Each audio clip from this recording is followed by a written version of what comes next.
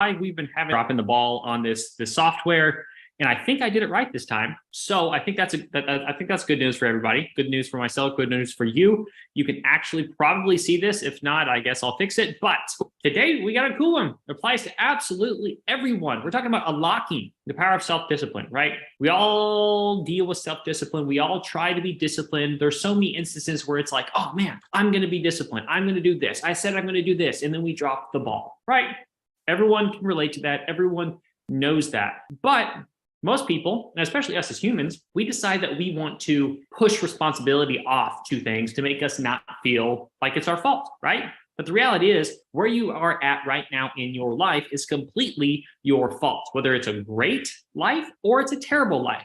It is based on your decisions, your choices. So we're talking about self-discipline. What you need to realize here is that self-discipline is not this thing. At least I grew up just thinking things are just kind of is what it is, that's just what they are. But the reality is self-discipline is not just this thing that is. Self-discipline is a muscle. Everything that you and really about you is a muscle. When it's a muscle, it can be developed. It can be improved, but you have to work on it. Right? And what you have to realize is it doesn't matter about the money. It doesn't matter about the cars, the material stuff, the watches. It doesn't matter about the businesses, the tactics, the strategies. That stuff is so easy. I can take anyone from zero to nothing or zero nothing to selling successfully on Amazon. No problem. I got the tactics, the software, the strategies. That's not the issue. And that's not the thing to really focus on. The thing to focus on and what is actually valuable and brings fulfillment for someone, for yourself, is realizing that it is about who you that's valuable. It's not about what businesses you have, how many products you're selling, how many brands you have, what car you have, how much money you have.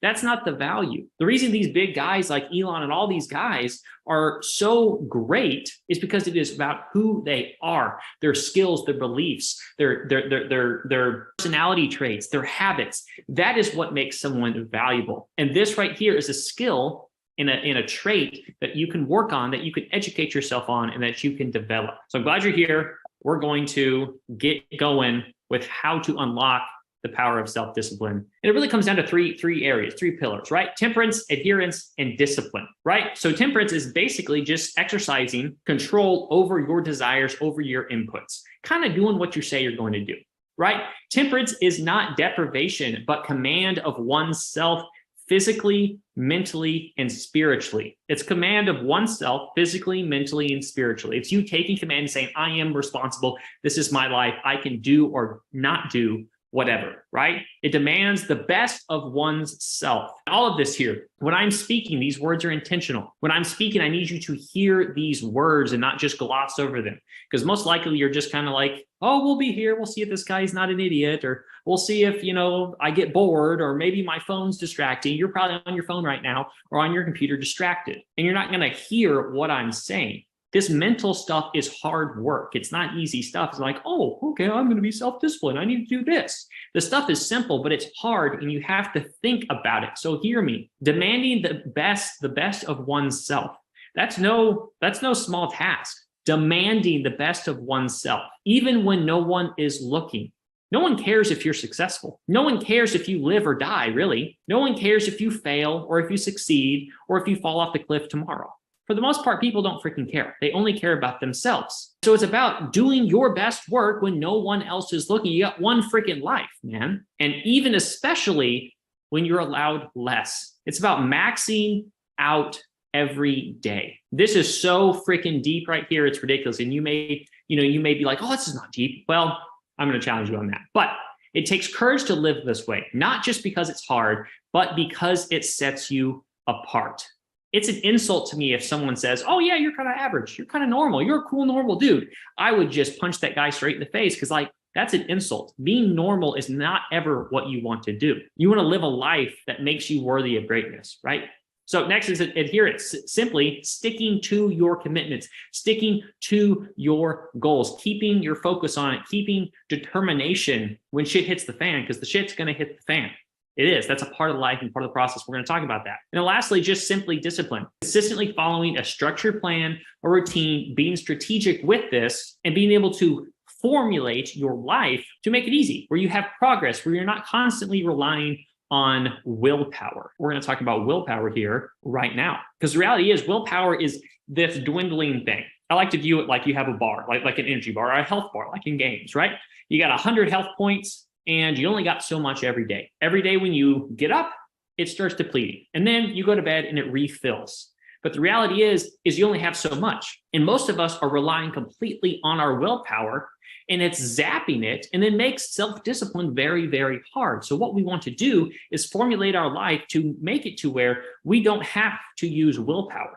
It's easy, right? It's about making things than just relying on willpower. And we'll talk about that a bit more here. And then, of course, self-discipline. I don't need to define what self-discipline is, but I want to make some comments here on self-discipline and the way you view it. It's all about your perspective about everything in life. Everything when it comes to, if you're selling on Amazon, if you've got an e-commerce business, if you're just at your job and you're like, man, I need to figure out a way to get out of this. I got to figure out a way to be able to retire on time, whatever it may be. Everything in life is about perspective and the way that you look at it. You may have the wrong view of self-discipline. I got to be disciplined. I got to grind it out. No, self-discipline is a gift. It's an opportunity. You see that shift? It's not this like, oh, I've got to do this. Like, it's an opportunity to live. It's an opportunity to be free and be able to choose and be able to say, wow, I'm able to do things and not do things. Imagine if you didn't have freedom, right?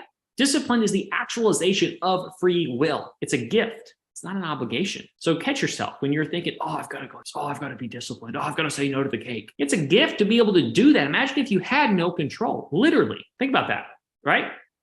Again, it's all about perspective. I don't know what happened here. Well, that's right. Slides are a little weird. They just popped back out here for me. So here are a couple more comments here on self-discipline, right? Like I talked about, freedom and discipline, they go hand in hand. Eisenhower famously said, freedom is actually only the opportunity for self-discipline. Like I said, imagine if you couldn't be disciplined. Imagine if you didn't have choice. It's about how you view it. Discipline is a gift. It's a choice. And the reality is we are flawed. We're the ones that drop the ball, right? We're the ones that always mess up. Discipline never fails us, and it will always be there for you if you are there for it. It never fails us, but we fail it, right? In reality, self-discipline is key. Every successful person you will ever talk to, period, end of story, will agree to this. Without self-discipline, hear this, you can fall into other people's missions and dreams, sacrificing your own. What does that mean? You may be in this position right now in life where you're working for someone else, you're working for the man, you're getting up every day, you're commuting, you're working all day, making someone else rich, and you don't really have that freedom. And you've said, maybe intentionally, probably not consciously, but unconsciously, saying, you know what, I'd rather just not have self-discipline. I'd rather just be like, I'd like to have the safe paycheck. I'd like to just push off responsibility to other people. I'd like to, when shit hits the fan at work, be able to push that responsibility. It's not my fault, it's Karen's fault, and not have self-discipline. If that's you, that's, I'm not going to say that's okay, because it's not, because you're destined for great things. We all are. It's just what you've done is you've pushed off the responsibility of self-discipline. And so therefore you've pushed off your own dreams and your own mission. And now you're sacrificing yours and fulfilling theirs, right? Like I said, it's a grand opportunity, and a gift is self-discipline. It's there to be maximized and cherished. So next time you're stuck with a situation, think about that, right? And also, like I said, it's about simply using self-discipline to take control of your life, because the reality is no one else's fault. Where you are right now is because you have allowed it, or you have chosen to do something or not do something. It's completely your fault. And that may sound harsh, but it's true. You have free will and the ability to make decisions, right? The reason I'm not a billionaire right now is because of decisions that I have made or not made. Period. End of story. And if you find yourself blaming others, you lack discipline and action in your life. It is always your fault, because you get in life what you pay for. There's no free stuff. You get in life what you pay for. And lastly here, this is a nice quote. The necessity of self-discipline. Poor people have poor people problems. Rich people have rich people problems. But the reality is we all have problems, whether you're rich or whether you're poor. You're always going to be subject to the necessity of self-discipline, or at least you'll never be immune to the consequences of ignoring it. Whether you're rich or whether you're poor, you're going to feel the consequences if you ignore self-discipline, right? So let's talk about maximizing and making discipline easy, right? Because you may think discipline's hard. We're going to kind of jump into some action steps here. And we're at the end where I have 10 solid takeaways for you to be able to take away. Imagine that, right? So the first one here is setting clear goals and vision. It's going to be hard if to be self-disciplined and do what you need to do if you're not clear on why the hell you're doing it, right? If you're not clear on your visions, clear on your mission, sitting down and being very clear on that. But the issue is most people aren't clear. I'll ask you your vision and your goals and what you want out of life. And you may list a couple things, a couple half-ass things, right? I want a car. I want, some broad stuff. Like I want freedom. There's nothing wrong with that stuff, but you need to be clear. And I'm not going to go into more to this because I did a training specifically talking a bit about this when it comes to manufacturing motivation. That is the training's name, manufacturing motivation. We talk more about goals and vision and how you need to be clear on that. Next is creating a structured routine. I will probably share in the accompanying PDF document, resource document that goes along with every training that has a whole lot more juicy stuff based on the training, my daily schedule, my map schedule, the way I map out my week and my day-to-day in blocks to be able to be productive, to be able to be self-disciplined, and to be able to not rely on willpower. So it's being able to strategically sit out and plan out your day so you optimize your productivity, your commitments, and you're able to do what you say you're going to do. And it's not just like this crapshoot every day where you're just running around, right? Because most people don't plan out their day and they go from one thing to the next and here and here and here and here and here. They never get anything done. They're relying on willpower and it just goes to hell. Next year kind of really ties into willpower. It's identifying those triggers and those temptations, those things that just make it harder. Life's already hard enough and it's awesome, but why not make it easier, right? So that means removing the shit and the temptations from your life that is going to be draining your willpower. Practical example, if you're trying to not be fat, if you're trying to lose weight, you're trying to get ripped and look better. Well, okay, well, that probably means you need to eat better. And that probably means you need to go to the gym or exercise. So it's going to be the best thing for you to simply remove the junk food from your house. Yeah, you could be like, oh, willpower, oh, discipline. I'm not going to eat that bonbon. I'm not going to eat that Twinkie. I ain't got that discipline. My fridge is bare. If I remember, I'll post a picture of what I got in my fridge, and it is just bare and exactly what I eat every single day. There's no key lime pie. There's no cereal. Love those things. There's none of that. So remove the stuff. And like even with the gym, I live in a building where the gym is literally a hop, skip, and a jump from my place. It's amazing. It makes it easy. So whatever your goals are, remove the crap that makes it hard. Remove the crap that drains your willpower. It's going to be a lot easier that you'll find to be more disciplined. Next year, this is a really, really nice one. Creating momentum through micro actions and micro wins. This is a whole nother training about being conscious of your wins, being conscious of where you're winning, no matter how small. Because like we talked in earlier about in the training of manufacturing motivation, what you focus on grows. Your brain's going to go out and find that and make that happen. And your brain doesn't know the difference between a small win and a big win. Pretty freaking cool. That went over everyone's head, I'm sure. But what we're specifically talking about is creating momentum through those micro actions. So no, we don't need to go big and be like, I'm going to make $1 million tomorrow, or I'm going to do this, and having these, whatever a big action or big goal is. No, all that matters is you establish small little things, small little actions that you commit to and that you do. Doing those and focusing on just going and plotting the points on the graph. We talk about that in creating manufacturing motivation as well. That's one of the points is about momentum. But the thing is about momentum and discipline, they go hand in hand. They're both hard to start at first, but once you get the ball rolling, it's easy. Like I've shown before, but this, again, we talked about in the manufacturing motivation training. I am 39 days in a row here of doing 10 miles of cardio and doing full body weights, and 39 days in a row. But with this little app, I get to track that. I get to see that. And that, like, I'm unstoppable right now. Like I'm going to die before I don't do that. And if you'd like to be like, okay, I'd really like to die before I break my streak or break me from doing what I said I was going to do, this is what needs to happen.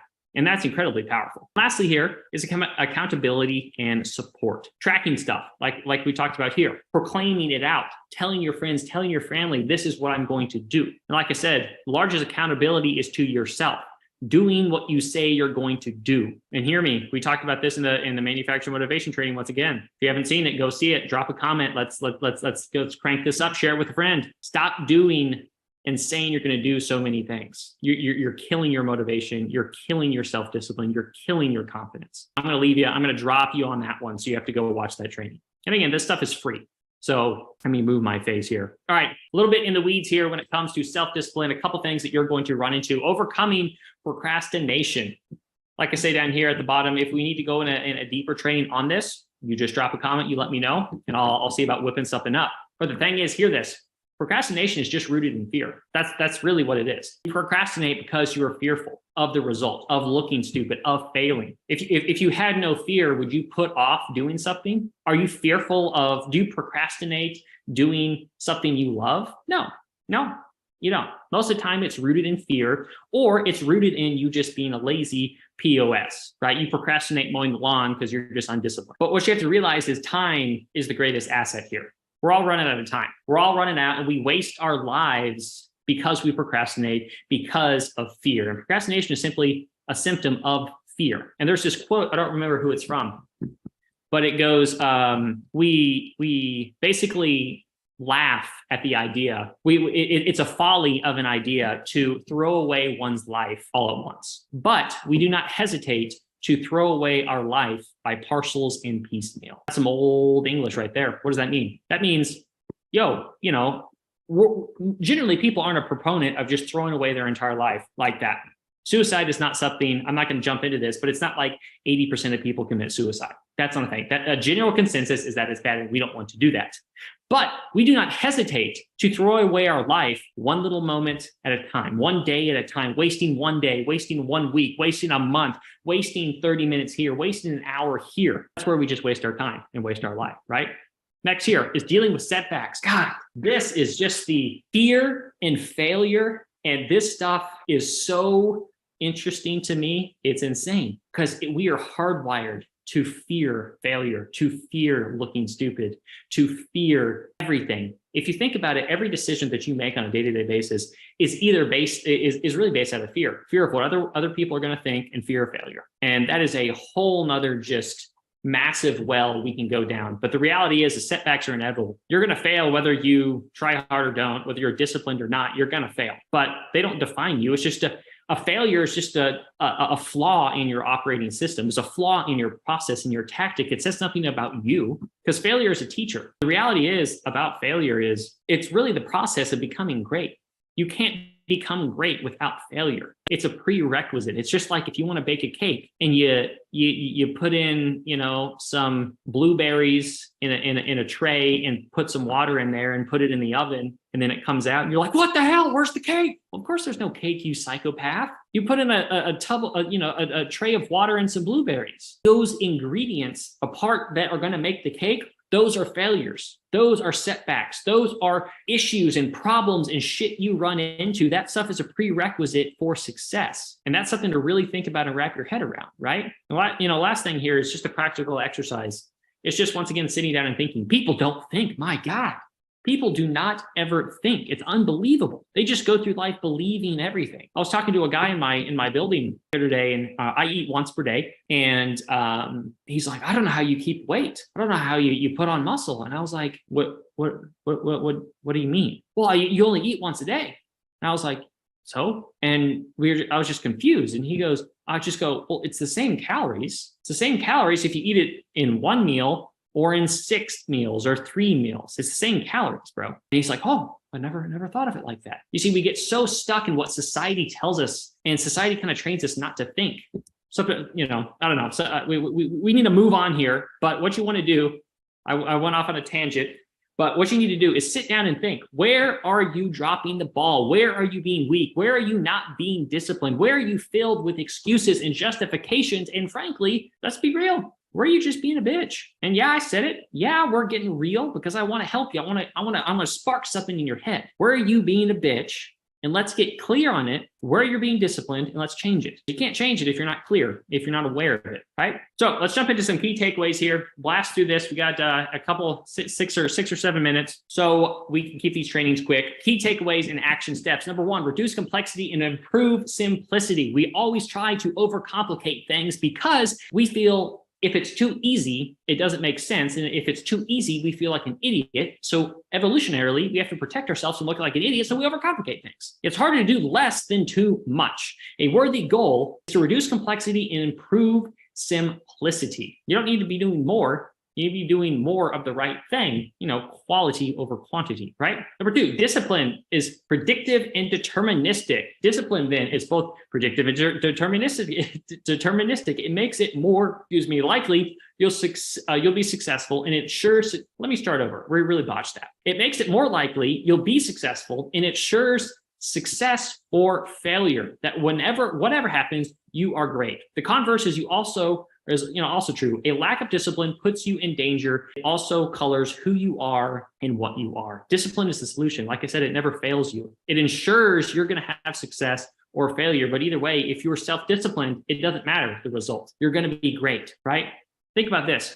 The rich, the wealthy, the people you look up to, they're not, they may be 100 million times more wealthy than you are, 100,000 times more wealthy, whatever. But I guarantee you, they're not 100,000 times higher in IQ points. They're just not. So they're doing something different, or they're believing something different. Okay. So these great people, they're great because of these little things. They're not great because of one simple big thing. It's too simple, right? It's not how it works. Number 3, high performers do what they should do and do what they say they're going to do. A classic trait of high performers, they do what they should do, even if they don't feel like it. Doing what you say you're going to do.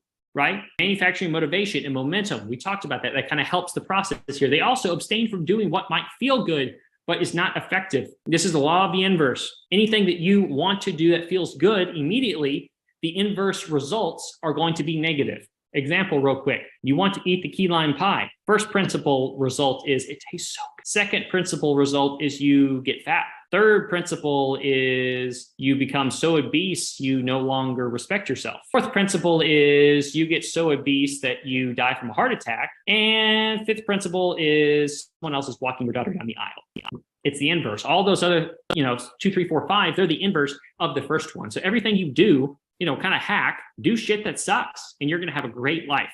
Freedom from a disciplined life. A Spartan king once asked what the Spartans got from their Spartan habits. I love the Spartans. Is what we reap from this way of life, he told them. Being a little harsh on ourselves. They were more than a little harsh. It makes it harder for others to be hard on us. By being strict with ourselves, we take away the power of others over us. It's not about material stuff. It's about getting better. It's about being great. It's about being strong. It's about being a freaking weapon where you're in complete control of yourself. You have complete confidence. You are strong. You are hard. And that's what these guys were. They decided to say, I'm going to retain my power. And so I'm going to be disciplined and have a hard life so that no one can take my power away from me. Number 5, live below your means. A person who lives below their means is really, I'm not going to read this whole thing, but live below your means, man. There's no reason to go buy a bunch of stupid crap for people that don't care about you, right? Like I tell my Amazon students, reinvest that money. We have a calculator that shows you, and it blows your mind, how much you can be able to go from day 0 to month 12 and be able to go from making $500 profit per month to making $12,000 profit per month just by reinvesting the money. Live below your means, be smart, don't buy shit for other people. If you really enjoy it for yourself, then okay, buy it. But number 6, you don't have business problems. This is a good one. Most of one's business problems are really life problems that are bleeding into your business, into your life, into your profession. If you don't own a business or have a business yet, you're just working for the man and you're dropping the ball at work. It's not because you're screwing up at work. It's because it's who you are. The reverse is also true. Best to maintain a level of routine in life if you're building something robust at work. Once again, your personal problems is what causes your business problems. Your lack of personal discipline is what makes you drop the ball at work. Sloth, number 7, avoidance is the focus. Napoleon says you may lose battles, but never lose a minute to sloth. Sloth being laziness. Got to speed this up here. It's about the focus and the real goal. The real goal here, which I'm doing some training on, which we're going to talk about down here a little bit, but is being great, is being better. It's about you. It's about focusing on maximizing every day that you have. And that may seem a little high level. We'll do a training on this in the future if we need to. But number 8, the reward for labor. Embrace the journey of self-discipline and find joy in the work itself. Each step forward is rewarding and brings you closer to your dreams. It's about life, man. We spend our entire life bitching and complaining about life when our greatest gift is life itself. It's insane. Think about that. Think about that. Some ask, what is the reward for all this labor? They are incorrect if they think it's some, awards and fame or bestsellers or, others want to guarantee if I put 10,000 hours in, I'll get the job. If I sign up for your Amazon program, I'll become a millionaire. They want to guarantee, but they're focusing on the wrong thing. Always and forever, the reward is the work, the progress, the living the life, the experience. It is the joy itself. It is torture and also heaven. It is sweaty, wonderful salvation. Have you ever spent like multiple days just being just a lazy fat piece of shit? Your boy has spent months doing that shamefully. All right. I'm not perfect. And have you ever done it like for a little while and you're like, oh, this is great. This is awesome. And then like a couple days in, you're like, wow, this just sucks. I'm depressed. I'm unhappy. I have low motivation. I have low drive. I have low energy. That's the same thing here. When you optimize for this pleasurable life, yeah, it's kind of nice at the start, but then big picture, you're like, wow, I just wasted my entire life. There's a lot in there, but we'll keep moving. Number 9, the process is the prize. It's a mindset shift. It's what you focus on. The process should outrank the prize. Those who focus on the process will always beat the person who is focused on the prize and the reward. When you study great leaders, thinkers, and builders, they're all, and to the final one, obsessed with their work, not the money, not the followers. Those things follow the work. Those are byproducts. What can you do? Ask this question for yourself. What can you do to where if you do one thing, everything else you could possibly dream of is the byproduct? That's a good question. Good thing to think about. Number 10, success breeds softness and fear. Interesting. Yeah, because when you're always winning, you let off the brake. You let your defenses down. And then you become soft. And then you say, oh my gosh, you shift from playing to win to playing not to lose what you have. That's dangerous. That is dangerous because the reality is most people are playing not to lose in life. Was it the last slide? It was. All right, guys, that is what we got here. Once again, self-discipline is a muscle. It's not something that just is there. It's something you work on. It's something you develop. All right. So we got some homework for you. And once again, you could just say, I'm happy with my life. I'm not going to do homework. I'm not going to improve. Okay, fine with you. Have a great life. Otherwise, if you're here to improve, if you're here to learn something, if you're here to get better in life, once again, have discipline, take some personal responsibility, and do this homework that I have put together for you for free. Okay, maybe I should just start charging for these trainings so people actually do the shit that's here because it's here for you. Okay, so you could take a look at this book, this article. Join the Facebook group because I'm going to post the beautiful accompanying resource document that has extra training, extra stuff, the actual homework in there, and everything like that. So once again here, knowledge combined with action. I'll leave you with this. Knowledge combined with action is the key to transformation. Your inputs equal your outputs. If your inputs are shit, what do you expect your outputs to be? That's all I got for you right now, my friends. I will see you tomorrow for another lovely, lovely training. I gotta know. Oh my gosh, did I just freaking, no? Okay, good. I was like, wow, I think I was on mute this entire time. That was about to be bad. But we're good, guys. We're good. Have a great night. I will see you tomorrow.